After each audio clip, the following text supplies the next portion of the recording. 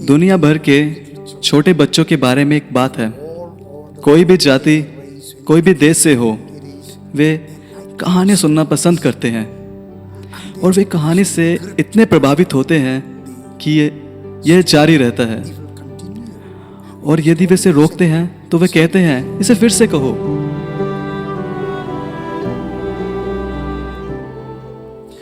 खैर, मुझे भी याद है जब मैं छोटा लड़का था तो मेरे पिता कहानियाँ सुनाते थे और वे कविताएं सुनाते थे जिसका हमने बहुत ज़्यादा आनंद लिया। ऐसी ही एक कहानी मैंने सुना जिसे मैं कभी नहीं भूलूंगा। जब मैं बहुत छोटा 3 या 4 साल का था तो उसने एक चीज़ जो ऑटोमोबाइल कहलाती है उसके बारे में बताया था। ये मेरी मातृभाषा है।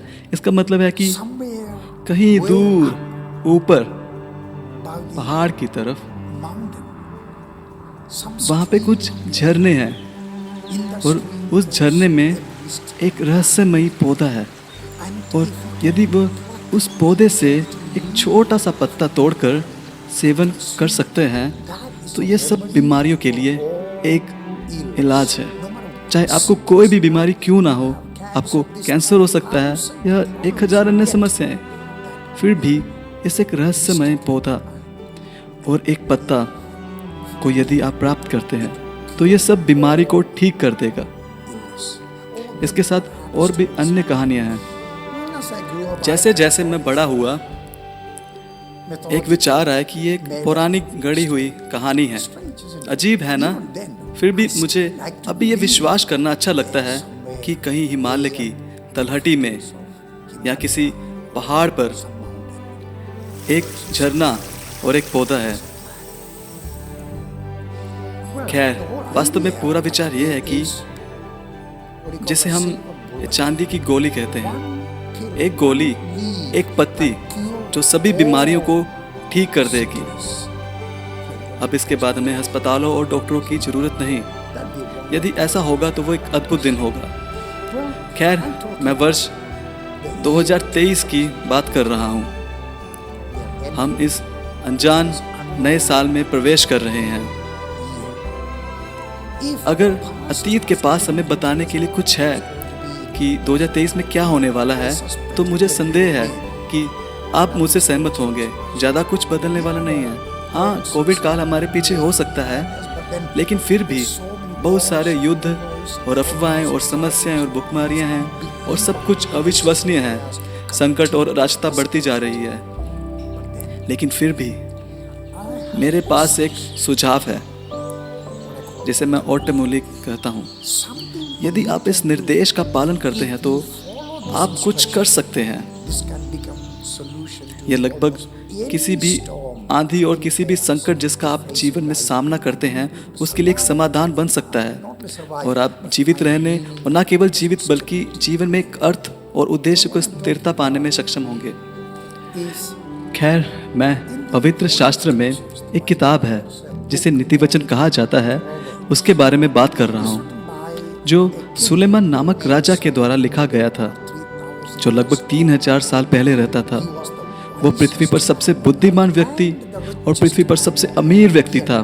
उसके पास सब कुछ था और अब वह सूर्य के नीचे जीवन के बारे में बात करता है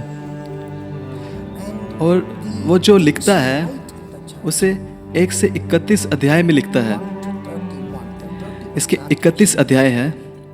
संयोगवश एक वर्ष में 365 दिन है जो 12 महीनों में विभाजित है और प्रत्येक महीनों में 30 दिन और कुछ 31 दिन है। अब यहाँ पे एक ऑटोमोली है, यहाँ एक समाधान है, एक चीज जो हम कर सकते हैं जो कि पूरे साल में हमारी मदद करेगी और इसकी शुरुआत महीने के पहले दिन से हो रही है। हम नीति वचन की पुस्तक अध्याय 1 को पढ़ते हैं।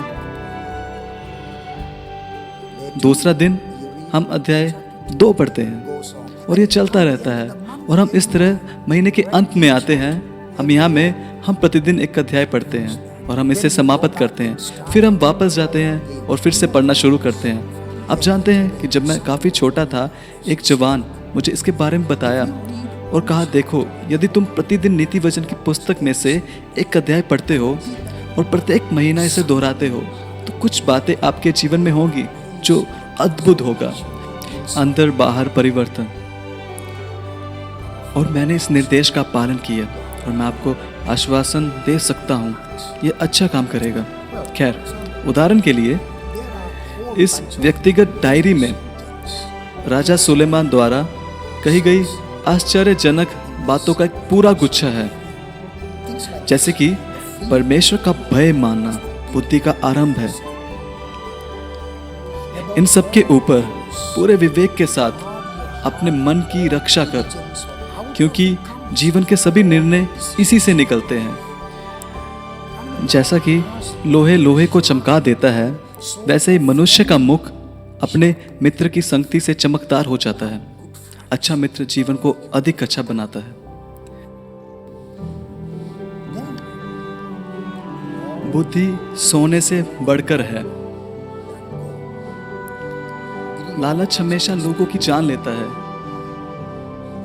क्योंकि बहुत बुद्धि के साथ बहुत खेद भी होता है, और जो अपना ज्ञान बढ़ाता है वह अपना ही दुख भी बढ़ाता है। अब जब मैं जानकारी प्राप्त करने की नहीं बल्कि सही जानकारी प्राप्त करने की बात कर रहा हूँ, मुझे एक सुनने वाला हृदय का वरदान प्रदान करें। वो जो अपने आप को बुद्धिमान समझता है वो मूर्ख है। एक और विचार, जिस तरह से आप अपने विचार सोचते हैं वास्तव में आप वैसे ही बन जाते हैं।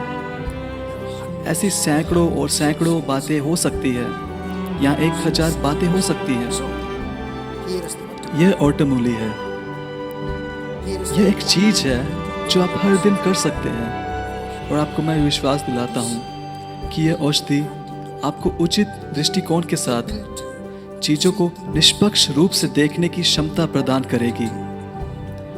और वैसे जो आप पढ़ रहे हैं वो परमेश्वर का वचन है और उसमें सामर्थ्य है।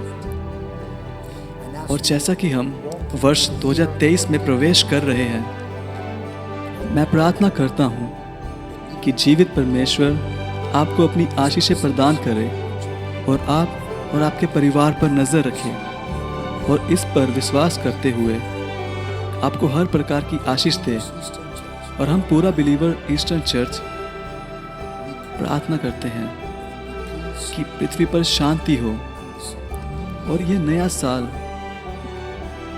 पूरी दुनिया और पवित्र कलीसिया के लिए एक विशेष वर्ष हो।